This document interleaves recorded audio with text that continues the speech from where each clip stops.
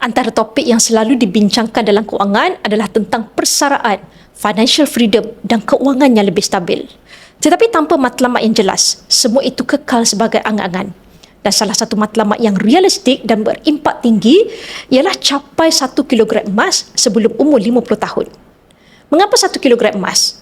Kerana dalam nilai semasa, 1 kilogram emas bersamaan sekitar RM490,000.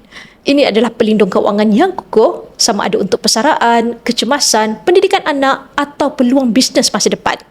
Untuk anda capai simpanan sebanyak ini, anda tidak perlu bermula dengan modal yang besar. Anda hanya perlukan pelan simpanan konsisten selama 10 hingga 20 tahun bergantung kepada umur dan kemampuan.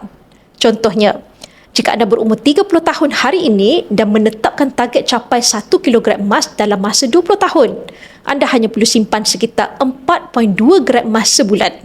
Ini bersamaan dengan sekitar RM2,100 berdasarkan harga emas masa. Anda tidak mampu untuk menabung dengan jumlah yang banyak? Mulakan dengan bajet yang anda mampu, asalkan konsisten. 1 kilogram emas bukan sekadar angan-angan, ia adalah bukti usaha anda bertahun-tahun. Dan ia juga adalah aset fizikal yang kalis inflasi, mudah dicairkan serta boleh diwarisi. Persoalannya, adakah anda sedang bina 1 kilogram emas sebelum anda berumur 50 tahun?